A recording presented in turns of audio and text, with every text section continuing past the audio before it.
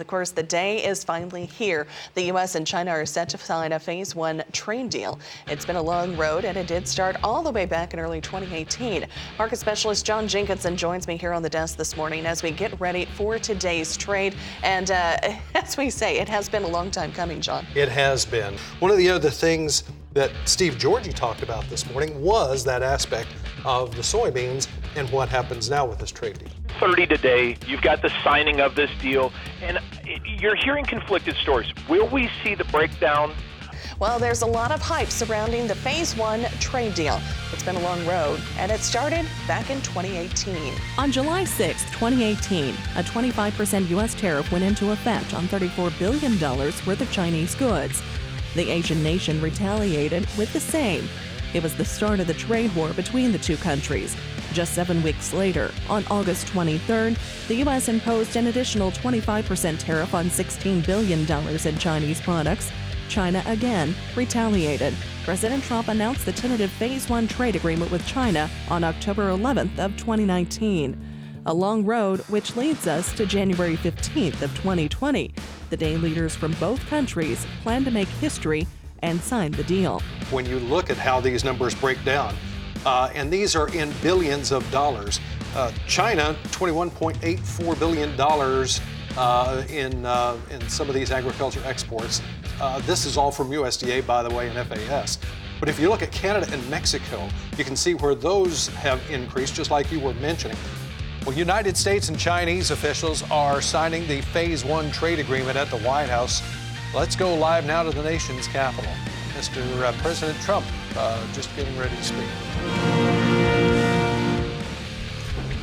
We greatly appreciate your joining us at this White House event. This is a very important and remarkable occasion.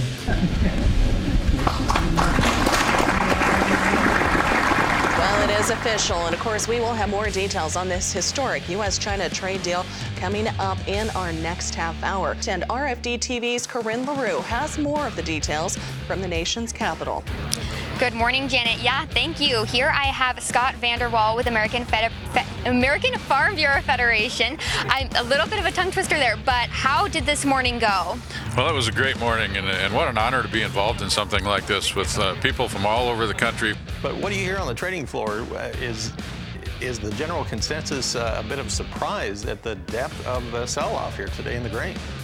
Yeah, we were expecting to see a little bit of pressure in the markets today on the idea that the trade deal is going to be an over-promise, under-deliver situation, which is what we got. We think it sets the stage for a new trade relationship.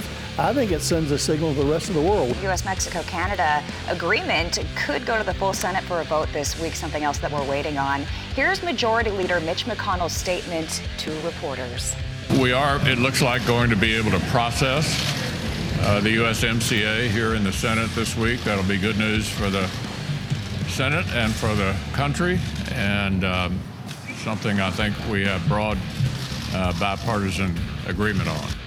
We have breaking news out of the Senate Appropriations Committee. They just met over an hour ago, and reportedly, the United States-Mexico-Canada agreement has passed favorably with a vote of 29-2. Another exciting day for trade progress. Talk about what's happening right now on the Senate floor.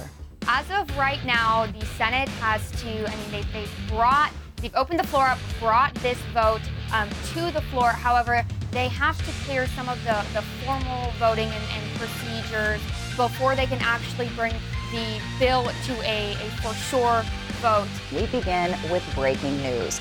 The deal is now done. The U.S.-Mexico-Canada agreement has passed the Senate on a vote of 89-10. Now the bill will head to the president's desk for the last stamp of approval. The yeas are 89, the nays are 10. The bill is passed.